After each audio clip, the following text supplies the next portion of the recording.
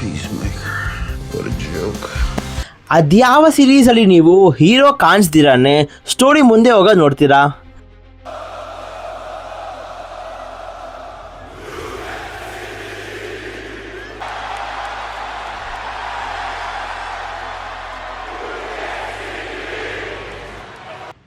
Welcome to Peacemaker. Peacemaker series one of the best ಮತ್ತು ಅಷ್ಟೇ confusing series ಅನ್ಬಹುದು. Best okay, ಆದರೆ confusing ಯಾಕೆ ಅಂತ ನಿಮಗೆ ಈ ವಿಡಿಯೋಲಿ ತಿಳಿಸ್ತೀನಿ. ಪೀಸ್ಮೇಕರ್ ಯಾರು, ನಾವು ಸೀಸನ್ 1 ನೋಡಿಲ್ಲ, ಸೀಸನ್ 2 ಹೇಗೆ ಅರ್ಥ ಆಗುತ್ತೆ, ಏನೆಲ್ಲ ಕನೆಕ್ಟಿವಿಟಿ ಇದೆ ಎಲ್ಲನೂ ಕೂಡ ಈ ವಿಡಿಯೋ ಮಾತಾಡೋಣ. ಸೊ ನಿಮಗೆಲ್ಲರಿಗೂ ಸ್ವಾಗತ to our channel Cosmic Kannada. ನಾನು ನಿಮ್ಮ ಹೋಸ್ಟ್ ಪವನ್ ಆ್ಯಂಡ್ ಇವತ್ತಿನ ವಿಡಿಯೋ ಶುರು ಮಾಡೋಣ. Let's go. ನಿಮಗೋಸ್ಕರ ಈ ಪೀಸ್ಮೇಕರ್ ಸೀರೀಸ್ನ ಇಂಟ್ರೋ ಡ್ಯಾನ್ಸ್ ಕೂಡ ಮಾಡಿದ್ದೆ, ಆದರೆ ಈ ಬಡ್ಡಿ ಮಕ್ಕಳು DC ಅವರು ಕಾಪಿರೈಟ್ ಸ್ಟ್ರೈಕ್ ಹಾಕ್ಬಿಟ್ರು. ಸೊ ಅದಕ್ಕೋಸ್ಕರ ಅದನ್ನ ಕಟ್ ಮಾಡಿದಾಯಿತು. ಸೊ ಬೇಸಿಕಲಿ ಪೀಸ್ಮೇಕರ್ನ ನಾವು ಫಸ್ಟ್ ನೋಡೋದು ಜೇಮ್ಸ್ ಗನ್ ಅವರ ಸೂಸೈಡ್ ಸ್ಕ್ವಾಡ್ ಮೂವಿಯಲ್ಲಿ. ಯಾರೆಲ್ಲ ಆ ಮೂವಿ ನೋಡಿಲ್ವೋ, ಅಮ್ಯಾಂಡಾ ವಾಲರ್ ಒಂದು ಪ್ರಾಜೆಕ್ಟ್ ಮೇಲೆ ಒಂದು ಗ್ರೂಪ್ನ ಕಳಿಸ್ತಾರೆ. ಆ್ಯಂಡ್ ಆ ಗ್ರೂಪಲ್ಲಿ ನಮ್ಮ ರಿಕ್ ಫ್ಲಾಗ್ ಜೂನಿಯರ್ ಮತ್ತು ಪೀಸ್ಮೇಕರ್ ತುಂಬ ಇಂಪಾರ್ಟೆಂಟ್ ಕ್ಯಾರೆಕ್ಟರ್ ಆಗ್ತಾರೆ. ಮುಂದೆ ವಾಲರ್ ಆರ್ಡರ್ಸಿಂದ ಪೀಸ್ಮೇಕರ್ ರಿಕ್ ಫ್ಲಾಗ್ ಜೂನಿಯರ್ನ ಸಾಯಿಸ್ತಾನೆ. ಮುಂದೆ ಬ್ಲಡ್ ಸ್ಪಾಟ್ ಪೀಸ್ಮೇಕರ್ನ ಸಾಯಿಸ್ತಾನೆ. ನಾವು ಅಂದ್ಕೊಂಡ್ವಿ ಪೀಸ್ಮೇಕರ್ ಇಲ್ಲಿಗೆ ಸತ್ತ ಅಂತ, ಆದರೆ ಪೀಸ್ಮೇಕರ್ ಸೀರೀಸಲ್ಲಿ ಗೊತ್ತಾಯಿತು ಅವನಿನ್ನ ಸತ್ತಿಲ್ಲ, ಅಲ್ಲಿಂದ ಹಾಸ್ಪಿಟಲ್ಗೆ ಹೋಗಿ ಅಲ್ಲಿ ಸರಿಯಾಗಿ ಆಚೆ ಬಂದಿದ್ದಾನಂತ. ಅವನು ಅಂದ್ಕೊಂಡಿರ್ತಾನೆ ನಾನು ಬದುಕಿರೋದು ಯಾರಿಗೂ ಕೂಡ ಗೊತ್ತಿಲ್ಲ, ನಾನು ಈಗ ಆರಾಮಾಗಿರ್ಬಹುದು ಅಂತ. ಆದರೆ ನಿಕ್ ಫ್ಯೂರಿ ಥರ DCU ಅಲ್ಲಿ ನಮ್ಮ ಅಮ್ಯಾಂಡಾ ವಾಲರ್ ಪೀಸ್ಮೇಕರ್ ಮೇಲೆ ಒಂದು ಕಣ್ಣು ಹಾಕಿರ್ತಾಳೆ. ಸೊ ಈಗ ಅವನ್ನ ಒಂದು ಪ್ರಾಜೆಕ್ಟ್ಗೆ ಕಳಿಸ್ಬೇಕು ಅಂತ ಇರ್ತಾಳೆ. ಆ್ಯಂಡ್ ಆ ಪ್ರಾಜೆಕ್ಟ್ ಬಂದು ಪ್ರಾಜೆಕ್ಟ್ ಬಟರ್ಫ್ಲೈ ಅಂತ. ಸೊ ಈ ಏಲಿಯನ್ ಬಟರ್ಫ್ಲೈ ಸ್ಪೀಸೀಸ್ಗಳು ಈ ಯೂನಿವರ್ಸ್ಗೆ ಬಂದು ಹ್ಯೂಮನ್ ಬಾಡಿ ಒಳಗೇ ಅವ್ರು ಮನೆ ಮಾಡಿಕೊಂಡು ಎಲ್ಲ ಹ್ಯೂಮನ್ಸ್ನ ಸಾಯಿಸಿ ಅವರೇ ರೂಲ್ ಮಾಡಬೇಕು ಅಂತ ಇರ್ತಾರೆ. ಆದರೆ ಇದರಲ್ಲಿ ಒಂದು ಬಟರ್ಫ್ಲೈ ಮಾತ್ರ ಇದು ತಪ್ಪು ಅಂತ ಗೊತ್ತಾಗಿ ಅಲ್ಲಿಂದ ಆಚೆ ಬಂದು ಈಗ ಅಮ್ಯಾಂಡಾ ವಾಲರ್ ಟೀಮ್ ಕ್ರಿಯೇಟ್ ಮಾಡಿರುವ ಆರ್ಗಸಲ್ಲಿ ಕೆಲಸ ಮಾಡ್ಕೊಂಡಿರ್ತಾನೆ. ಸೊ ಈಗ ಈ ಬಟರ್ಫ್ಲೈಸ್ ಎಲ್ಲನೂ ಕೂಡ ಸಾಯಿಸಿ ಇವರ ಫುಡ್ ರಿಸೋರ್ಸ್ ಆದ ಏಲಿಯನ್ ಹನಿ ಅದನ್ನು ಕೂಡ ಹುಡುಕಿ ಡೆಸ್ಟ್ರಾಯ್ ಮಾಡಬೇಕು. ಇದನ್ನ ಮಾಡೋಕ್ಕೆ ಅಮ್ಯಾಂಡಾ ವಾಲರ್ ಒಂದು ಇನ್ಸೈಡ್ ಟೀಮ್ನ ಮಾಡಿರ್ತಾಳೆ.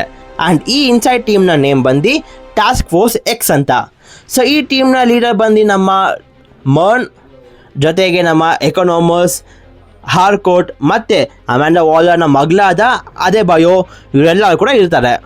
ಈ ಟೀಮ್ಗೆ ಮುಂದೆ ನಮ್ಮ ಪೀಸ್ಮೇಕರ್ ಕೂಡ ಜಾಯ್ನ್ ಆಗ್ತಾನೆ. ಪೀಸ್ಮೇಕರ್ ಅಂದರೆ ನಮ್ಮ ಕ್ರಿಸ್ ಸ್ಮಿತ್ ಆಗಷ್ಟೇ ಹಾಸ್ಪಿಟಲಿಂದ ಆಚೆ ಬಂದು ಒಬ್ಳು ಹುಡುಗಿ ಜೊತೆಗೆ ಆರಾಮಾಗಿರ್ತಾನೆ. ಆದರೆ ಮುಂದೆ ಗೊತ್ತಾಗತ್ತೆ ಅವಳು ಹುಡುಗಿ ಅಲ್ಲ, ಅವಳ ಒಳಗೆ ಒಂದು ಬಟರ್ಫ್ಲೈ ಇದೆ ಅಂತ. ಸೊ ಅಲ್ಲಿಂದ ಎಸ್ಕೇಪ್ ಆಗೋಕ್ಕೆ ಅವಳನ್ನ ಸಾಯಿಸಿ ಅಲ್ಲಿಂದ ಓಡೋಗ್ತಾನೆ. ಸೊ ಈಗ ಈ ಕೇಸಿಂದ ಪೀಸ್ಮೇಕರ್ ಸಿಗಾಕೊಂಡ್ರೆ ಮತ್ತೆ ಅವನು ವಾಪಸ್ ಜೈಲ್ಗೆ ಹೋಗಬೇಕು.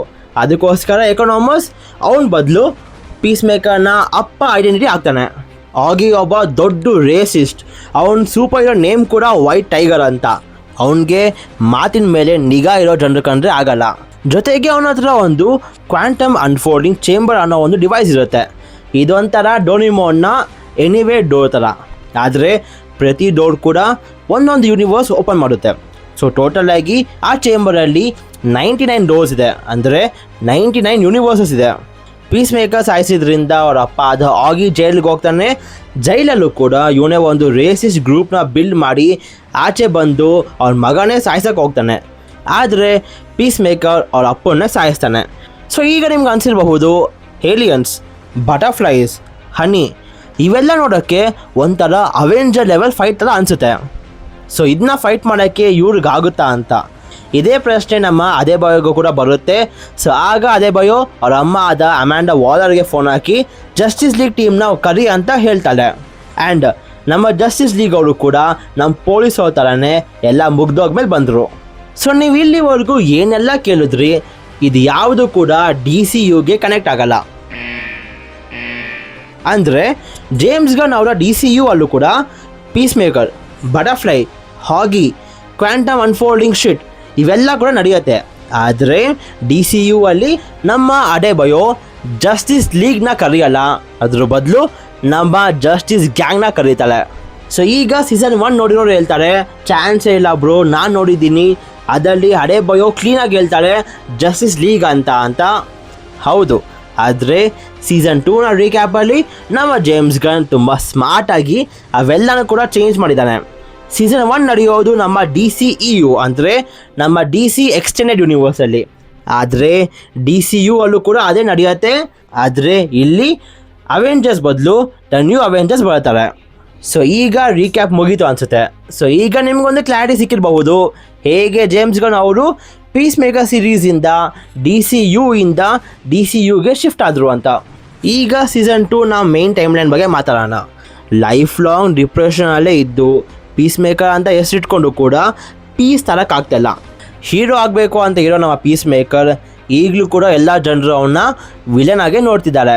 ಸೊ ಇದರಿಂದ ತುಂಬ ಬೇಜಾರಾಗಿರುವ ನಮ್ಮ ಪೀಸ್ ಮೇಕರ್ ಅವನ ಹತ್ರ ಇರೋ ಒಂದು ಕ್ವಾಂಟಮ್ ಚೇಂಬರ್ನ ಓಪನ್ ಮಾಡ್ತಾನೆ. ಆಗ ಅವನ ಬೆಸ್ಟ್ ಫ್ರೆಂಡ್ ಆದ ಈಗ್ಲಿಯಿಂದ ಒಂದು ಆಲ್ಟರ್ನೇಟ್ ಯೂನಿವರ್ಸ್ ಬಗ್ಗೆ ಗೊತ್ತಾಗುತ್ತೆ. ಆ್ಯಂಡ್ ಅಲ್ಲೋಗಿ ನೋಡ್ತಾನೆ, ಆ ಯೂನಿವರ್ಸಲ್ಲಿ ಪೀಸ್ ಮೇಕರ್ ಹೀರೋ ಆಗಿರ್ತಾನೆ. ಆ ಯೂನಿವರ್ಸಲ್ಲಿ ಅವ್ರ ಅಪ್ಪ ಮತ್ತು ಅವ್ರ ಅಣ್ಣ ಇಬ್ಬರು ಕೂಡ ಬದುಕಿರ್ತಾರೆ. ಹಾರ್ಕೋಟ್ ಅವನ್ನ ಫಿಯಾನ್ಸಿ ಆಗಿರ್ತಾಳೆ. ಆ್ಯಂಡ್ ಇದನ್ನ ನೋಡಿ ಪೀಸ್ ಮೇಕರ್ ಇದು ಲೈಫ್ ಅಂದರೆ ಅಂತ ಅಂದ್ಕೊಂಡಿರ್ತಾನೆ. ಅಲ್ಲಿಂದ ವಾಪಸ್ ಅವ್ನ ಯೂನಿವರ್ಸ್ಗೆ ಬರ್ತಾನೆ. ಈಗ ಅದೇ ಬಯೋ ಸೆಕ್ಯೂರಿಟಿ ಸರ್ವಿಸ್ ಮಾಡ್ತಿರ್ತಾಳೆ. ನನ್ನ ಫೇವ್ರೇಟ್ ವಿಜಿಲ್ಯಾಂಟಿ ಸಪ್ಲೈಯರ್ ಕೆಲಸ ಮಾಡ್ತಿರ್ತಾನೆ. ಎಕೋನೋಮೋಸ್ ಒಬ್ಬನೇ ಆರ್ಗಸ್ಗೆ ಕೆಲಸ ಮಾಡ್ತಿರೋದು. ನಮ್ಮ ಹಾರ್ಕೋಟ್ ನಮ್ಮ ಥರನೇ ಎಲ್ಲ ಕಡೆ ಇಂಟರ್ವ್ಯೂ ಕೊಟ್ಟು ಎಲ್ಲ ಕಡೆ ಫೇಲ್ ಆಗ್ತಾ ಬರ್ತಿದ್ದಾಳೆ. ಈಗ ಆರ್ಗಸ್ನ ಹೆಡ್ ಆಗಿ ಅಮೆಂಡಾ ವಾಲರ್ ರಿಕ್ ಫ್ಲಾಗ್ ಸೀನಿಯರ್ನ ಅಪಾಯಿಂಟ್ ಮಾಡಿರ್ತಾಳೆ. ಅಂದರೆ ನಮ್ಮ ರಿಕ್ ಫ್ಲಾಗ್ ಜೂನಿಯರ್ ಅವರ ಅಪ್ಪ ಆದ ರಿಕ್ ಫ್ಲಾಗ್ ಸೀನಿಯರ್. ಸೊ ಅವನಿಗೆ ಪೀಸ್ ಮೇಕರ್ ಕಂಡ್ರೆ ಆಗಲ್ಲ, ಯಾಕಂದರೆ ಅವನಿಗೆ ಗೊತ್ತಿರತ್ತೆ ಇವನೇ ನನ್ನ ಮಗನ ಸಾಯಿಸಿರೋದು ಅಂತ. ಆ್ಯಂಡ್ ಯಾವಾಗ ಪೀಸ್ ಮೇಕರ್ ಆ ಕ್ವಾಂಟಮ್ ಚೇಂಬರ್ನ ಓಪನ್ ಮಾಡ್ತಾನೋ ಅದರಿಂದ ಕಾಸ್ಮಿಕ್ ವೇವ್ಸ್ ಡಿಟೆಕ್ಟ್ ಆಗುತ್ತೆ. ಆಗ ರಿಕ್ ಫ್ಲಾಗ್ ಸೀನಿಯರ್ ಅವನ ಟೀಮ್ನ ಕಳಿಸ್ತಾನೆ ಚೆಕ್ ಮಾಡ್ಕೊಂಡು ಬರೋಕ್ಕೆ. ಕ್ರಿಸ್ ಆ ಆಲ್ಟರ್ನೇಟ್ ಯೂನಿವರ್ಸಲ್ಲಿ ಅವನ ಅಪ್ಪ ಅವ್ರ ಅಣ್ಣ ಜೊತೆಗೆ ಖುಷಿಯಾಗಿರ್ತಾನೆ. ಆ್ಯಂಡ್ ಅಲ್ಲಿಗೆ ಆ ಯೂನಿವರ್ಸ್ನ ಕ್ರಿಸ್ ಬರ್ತಾನೆ. ಅಲ್ಲಿಂದ ಎಸ್ಕೇಪ್ ಆಗುವಾಗ ನಮ್ಮ ಯೂನಿವರ್ಸ್ನ ಕ್ರಿಸ್ ಅವನ ವೇರಿಯಂಟ್ನ ಸಾಯಿಸ್ತಾನೆ. ಈಗ ಆ ಒಂದು ಹೊಸ ಯೂನಿವರ್ಸಲ್ಲಿ ಕ್ರಿಸ್ ಇಲ್ಲ. ಈ ಇನ್ಸಿಡೆಂಟಿಂದ ಇನ್ನಷ್ಟು ಡಿಪ್ರೆಸ್ಡ್ ಆಗಿ ಅವನ ಮನೇನ XYZ ಮಾಡ್ಕೊತಾನೆ. ನಿಜ ಬೆಳಗ್ಗೆ 7 ಗಂಟೆಗೆ ಎದ್ದು ಈ ಸೀನ್ ಬಂದಿದ ತಕ್ಷಣ ಬೀಜ ಎಲ್ಲ ಇರೋ ಬರೋದೆಲ್ಲ ಬಾಯಿಗೆ ಬಂದ್ಬಿಡ್ತು. ಫಸ್ಟ್ TV ಆಫ್ ಮಾಡಿ ಕೂತ್ಕೊಂಡ್ಬಿಟ್ಟೆ. ಮುಂದೆ ಏನಾಯಿತು ಅಂತ ನೋಡೋಕ್ಕೂ ಕೂಡ ಹೋಗಿಲ್ಲ. ಸೊ ಮುಂದೆ ಇದನ್ನು ಅವನ ಫ್ರೆಂಡ್ ವಿಜಿಲ್ಯಾಂಟಿನ ಕರ್ಕೊಂಬಂದು ಎಲ್ಲ ಕ್ಲೀನ್ ಮಾಡ್ತಾನೆ. ಹಾರ್ಗರ್ಸ್ ಮತ್ತು ಅವ್ರ ಟೀಮ್ ಕ್ರಿಸ್ನ ಹುಡುಕೊಂಡು ಮನೆಗೆ ಬರ್ತಾರೆ. ಆದರೆ ಕ್ರಿಸ್, ವಿಜಿಲ್ಯಾಂಟಿ, ಎಕನಾಮೋಸ್, ಹಾರ್ಕೋಟ್, ಅಡೆಬಯೋ ಎಲ್ಲರೂ ಕೂಡ ಗ್ರೂಪ್ ಪಾರ್ಟಿ ಮಾಡ್ತಿರ್ತಾರೆ. ಇದೇ ಚಾನ್ಸ್ ನೋಡಿಕೊಂಡು ನಮ್ಮ ಹಾರ್ಗರ್ಸ್ ಟೀಮ್ ಆ ಕ್ವಾಂಟಮ್ ಚೇಂಬರ್ನ ಹುಡ್ಕೊಂಡು ಬರ್ತಾರೆ. ಆಗ ನಮ್ಮ ಒಂಟಿ ಸಲಾಗ ಆಗಿ ನಮ್ಮ ಈಗ್ಲಿ ಎಲ್ಲನೂ ಕೂಡ ಸೋಲಿಸ್ತಾನೆ. ಗ್ರೂಪ್ ಮೀಟಲ್ಲೂ ಕೂಡ ಕ್ರಿಸ್ ಹಾರ್ಕೋಟ್ ಹತ್ರ ಅವ್ನು ಲವ್ ಕನ್ಫೆಷನ್ ಮಾಡೋಕ್ಕೆ ಟ್ರೈ ಮಾಡ್ತಾನೆ. ಆದರೆ ಹಾರ್ಕೋಟ್ ಟೋಟಲ್ ಆಗಿ ನೆಗ್ಲೆಕ್ಟ್ ಮಾಡ್ತಾರೆ. ಅದಕ್ಕೆ ಕ್ರಿಸ್ ಆ ಯೂನಿವರ್ಸ್ಗೆ ವಾಪಸ್ ಹೋಗ್ತಾನೆ. ಆ್ಯಂಡ್ ಈ ಯೂನಿವರ್ಸ್ ನೋಡ್ತಿದ್ರೆ ಎಲ್ಲ ಖುಷಿಯಾಗಿದ್ದಾರೆ. ಐ ಮೀನ್ ಇದು DC ಯೂನಿವರ್ಸ್. DC ಅಂದರೆ ಇಷ್ಟು ಖುಷಿಯಾಗಿರಬಾರ್ದು. ಎಲ್ಲೋ ರಾಂಗ್ ಹೊಡಿತಾ ಇದೆ. ಒಂದು ಹೋಗಿ ಎಲ್ಲ ಬ್ಲ್ಯಾಕ್ ಅಮೆರಿಕನ್ಸ್ನು ಕೂಡ ಇಲ್ಲಿಂದ ಆಚೆ ಹಾಕಿರಬೇಕು, ಅಥವಾ ಇದಕ್ಕಿಂತ ವರ್ಸ್ಟ್ ಏನೋ ಒಂದು ಆಗಿರಬೇಕು. ಇದ್ರ ಬಗ್ಗೆ ಎಪಿಸೋಡ್ 6 ಗೊತ್ತಾಗುತ್ತೆ.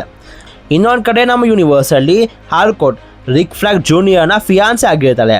ಆ್ಯಂಡ್ ಯಾವಾಗ ಅವ್ನು ಸತ್ನೋ ರಿಕ್ ಫ್ಲಾಗ್ ಸೀನಿಯರ್ಗೆ ಪ್ರಾಮಿಸ್ ಮಾಡಿರ್ತಾಳೆ ಅವಳು ಆ ಕಿಲ್ಲರ್ನ ಖುಷಿಯಾಗಿರೋಕ್ಕೆ ಬಿಡಲ್ಲ ಅಂತ. ಆ್ಯಂಡ್ ಈ ಹೊಸ ಯೂನಿವರ್ಸಲ್ಲಿ ನೋಡಿದ್ರೆ ಕ್ರಿಸ್ ಮತ್ತು ಹಾರ್ಕೋಟ್ ಲವರ್ಸ್ ಆಗಿರ್ತಾರೆ. And Rick flag junior third wheel ಆಗಿರ್ತಾನೆ. ಸೊ ಈ ಹೊಸ ಯೂನಿವರ್ಸಲ್ಲಿ ಸನ್ಸ್ ಆಫ್ ಲಿಬರ್ಟಿ ಅನ್ನೋ ಒಂದು ಗ್ರೂಪ್ ಅಟ್ಯಾಕ್ ಮಾಡ್ತಾರೆ. ಆ್ಯಂಡ್ ಅದನ್ನು ಕ್ರಿಸ್ ಮತ್ತು ಅವ್ರ ಅಣ್ಣ ನಿಲ್ಲಿಸಿ ಹೀರೋಸ್ ಆಗ್ತಾರೆ. ಆ್ಯಂಡ್ ಇದರಿಂದ ಕ್ರಿಸ್ ಅವನೇನು ಆಗಬೇಕು ಅಂತ ಇದ್ನೋ ಅದನ್ನ ಇಲ್ಲಿ ಅಚೀವ್ ಮಾಡ್ತಾನೆ. ಅದೇ ಅವ್ನು ಹೀರೋ ಆಗಬೇಕು ಅಂತ. ನನಗಿಲ್ಲಿ ಏನೋ ಅನ್ನಿಸ್ತಾ ಇದೆ ದಟ್ ಮೇ ಬಿ ಈ ಯೂನಿವರ್ಸಲ್ಲಿ ಆಗಿ ಫ್ಯಾಮಿಲಿ ಅವರೆಲ್ಲರೂ ಕೂಡ ಅಲ್ಲಿರೋ ಜನರನ್ನ ಬಕ್ರಾ ಮಾಡ್ತಿರ್ಬಹುದು ಅಂತ. ಅಂದರೆ ಮೇ ಬಿ ಈ ಯೂನಿವರ್ಸ್ನ ವಿಲನ್ಸ್ ಬಂದು ನಮ್ಮ ಆಗಿ ಫ್ಯಾಮಿಲಿ ಆಗಿರಬಹುದು. ಇವೊಂದು ಕ್ರಿಸ್ ಮತ್ತು ಅವ್ರ ಅಣ್ಣ ಅಟ್ಯಾಕ್ ನಿಲ್ಸಿದ್ರು ಮುಂದೆ ಅವ್ರ ಅಣ್ಣ ಕೇಳ್ತಾನೆ, ಕರೆಕ್ಟಾಗಿದೆಯಾ ನೀನು?